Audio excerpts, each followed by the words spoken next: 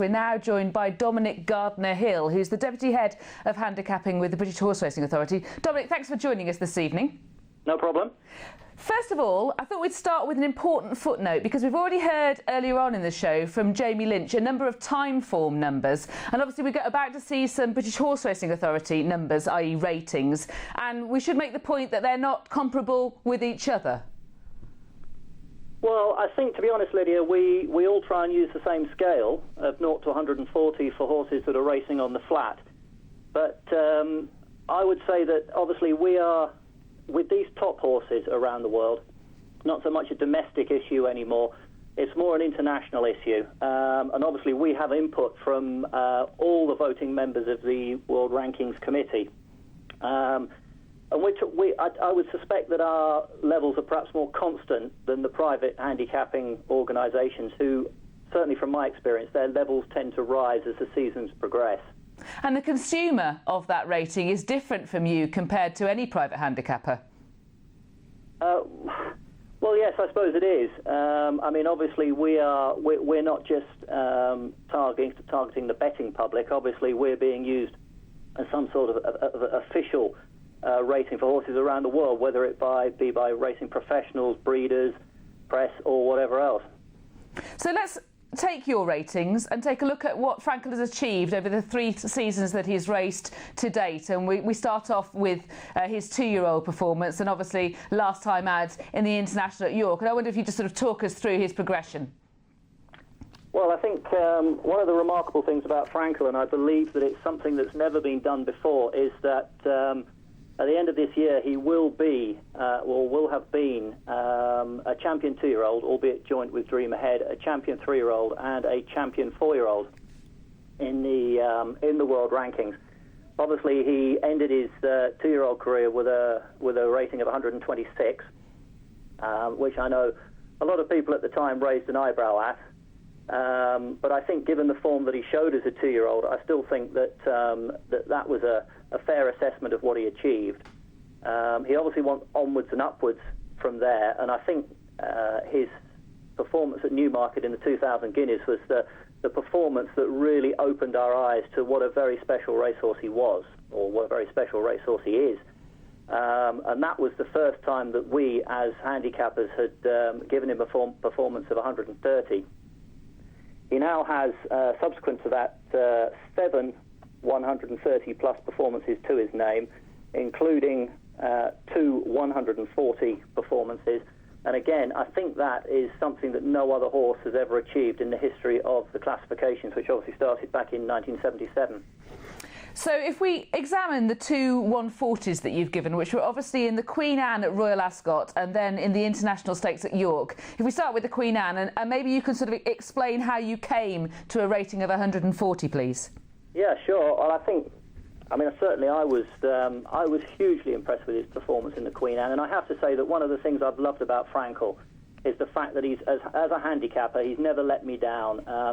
It's been a great privilege to look after this horse's rating through his 3-year-old and 4-year-old career, and every time I've nudged him up to 136, 138, 140, he's always come out and proven me right, thank goodness, because on so many occasions you can be proved wrong. But as I say, he's never let me down, and Ascot was just something very special. I think that the slight disappointment as far as Ascot was concerned was his Ex-Celebration, his old adversary, didn't run his race. He can't have run his 125 if we take the performances of the 3rd, 4th and 5th into account. Side Glance basically went into the race rated 113, so he had £25 to find with Frankel. The 4th horse home, the German-trained Indemito, has only won one race in the last 14 or 15 months, and that was a listed race at Dresden back in June of last year. He went into the race rated 108, so he had £30 to find with Frankel. And the 5th horse, Windsor Palace, went into the race on 106, so he had £32 to find with Frankel. So, as I say, basically Frankel has, on that day, did what you would have expected him to do to Side Glance, Indemito and Windsor Palace. But I think the very style of that victory was so eye-catching that it really, despite the maths, I thought, this is a very, very special horse, and he's proven it here. And I was more than happy to to take him up to that magic 140 mark on the back of this performance. He kind of broke acceleration on that day, didn't he, and forced him to run below his best. And you factored something into the brilliance of Frankel's performance beyond the bare numbers that you would have come up with. Absolutely, yeah. We've certainly on occasions we've added something, as we do with all these good horses. Certainly we did it with in recent years with See the Stars and Zenyatta, horses like that. The very style and the nature in which they win their races, well, as handicappers, we take a slightly subjective view as to how much they had in hand and perhaps how far they could have won. You do it on a day-to-day basis as well in handicapping. It is all part of the handicapping process, yes. But as I say, he got 140 here. Thankfully, the World Rankings Committee backed me on that, and once again, he didn't let me down. Easy victory in the Sussex Stakes, and then went on to blow them away at York. And how about the substance of that international run with Fahar in second? Well, I think obviously we were all looking forward to the step up in trip, and Farr and St Nicholas Abbey went into the Juddmonte rated 122 and 124, which, other than X-Celebration, were two of the better horses that he had met this season, probably the two best horses he's met this season. And once again, the style of victory was absolutely breathtaking. But again, going back to the pre-race ratings, he went into the York race with £18 in hand of Farr and £16 in hand of St Nicholas Abbey. And again, he's won in the style of a horse who had that superiority on paper going into the race. So again, it was a little bit difficult to raise his rating, given the fact that he had so much in hand pre-race. Now, famously or infamously, depending on your point of view, Frankel stands on 140 and Dancing Brave on 141. First of all, is your methodology and your approach and the ratings comparable between a 140 in 2012 and a 141 in 1986? It's an interesting and a good question, Lydia, and I think Phil Smith, myself, and other members of the World Rankings Committee have been fairly open about this in the last few years, that there might be a question mark over the comparability of the two generations, shall we call it. Certainly, there's been a change in personnel. The World Rankings Committee has grown in size. And what I would say to you is that obviously we are very aware of this. And for the first time, this generation of international handicappers is actually dealing with a horse who is pushing for that title of the highest rated horse ever. And this is obviously a big shout. It's a big decision to take, and I can promise you that it's going to be the focus of some fairly in-depth discussion as and when the World Rankings Committee meet in Hong Kong in December. Not only what rating Frankel will finish up with, but also whether all the members of the committee are happy with his relativity to Dancing Brave. And with Dancing Brave's victory, were any of his performance have sort of style factored into them as well? Yes, there was. When he won his 1986 Arc, which is obviously where he gets his rating of 141 from, I believe, and obviously I wasn't part of the committee in those days, but having been back through the race with Phil and with one or two other people, I do believe that the horse was actually given £3 in the same way that Frankel has been, and all these other good horses that we've mentioned, for the style and nature of the victory. I think one thing that is beyond doubt, though, Lydia, is the quality of that field that he beat in the Arc in '86. The strength in depth of that race is certainly something that Frankel has never come up against. You can just reel the Group 1 winners off: Bering, Triptych, Sharastani, Shadari, Darara, Akaton, Ango, Santa Steph. I don't think you'll ever see another field put together like that again, to be frank, because of the opportunities there are for those horses now internationally.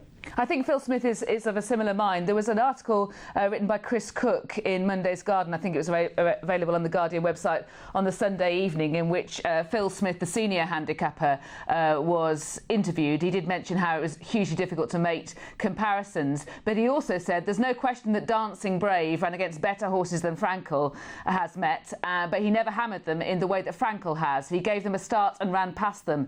That's the difference between these two. One has beaten good horses by a mile, that's obviously Frankel, and the other beat very good horses by not so far. Slightly, it's like a question asking you to look at it from a different point of view. Is it possible that because Dancing Brave was the horse that possibly got you and Phil excited about horse racing, you know, at a very early stage, that it's very difficult for you to imagine a horse eclipsing him, in the same way that many people who got excited by Brigadier Gerard or excited by Seabird won't have a horse that can possibly eclipse that? No, I don't think so, to be honest, Lydia, for a couple of reasons. One, in 1986, I barely acknowledged the existence of flat racing. I was very much a jumps man in those days, and all my equine heroes were jumpers. We were. It might have been the case with Phil, but as I say, certainly, I mean, obviously, I watched the Arc and I knew who Dancing Brave was, and I knew that he was one of the best flat horses ever to set foot on a racecourse. But it's not something that I sort of spent hours and hours and hours thinking about at that particular point in time. And secondly, as handicappers, we have to remain as objective as possible, particularly if over the years we're going to make historical comparisons. We do have to try and remain as objective as possible. And as I say, this is the first time since Dancing Brave that we've had a horse that's pushing for this title of the highest rated horse ever. And I have to be honest, this horse, I love this horse to bits. As I said to you earlier, it's been a privilege to be able to handicap him. He's never let me down. I think his style of running is fantastic. His aggregate winning distance in his Group 1s is 47 lengths. The average winning distance in those Group 1s is over 5 lengths. And if you take the St James's Palace out of that equation, when obviously things didn't go right, his average winning distance is nearly 6 lengths. He's been a remarkable racehorse to have anything to do with. Do you instinctively feel that, as Chris Cook said in the article, do you feel comfortable with this horse Frankel being remembered as the second best horse since 1985? Do you instinctively feel that's correct? Well, I think I sometimes I think people get a bit too wound up about this, the best horse. I think the truth is that we don't actually know who the best horse was, who the second best horse was, who the third best horse was. A rating is a reflection of performance. Now, we can only put a figure on what we believe a horse has achieved on the racetrack. Now, one of the great sadnesses to me in recent years is the fact that Sea the Stars wasn't kept in training as a 4-year-old. You know, here is a horse who at the end of his 3-year-old career had won all those Group 1s. He had finished up rated 136, exactly the same as Frankel was at the end of his 3-year-old career, and yet that was the last we saw of him. Who's to say he couldn't or wasn't the best we've ever seen? As I say, all we can do is put a figure on these performances and come up with the highest rated horse, the best performance we've seen. And at the present moment in time, that accolade belongs to Dancing Brave in the 1986 Arc. Maybe come 5, 6 o'clock on Saturday afternoon, that might have changed. What would he have to do, Frankel, in the Champion Stakes in order to change that?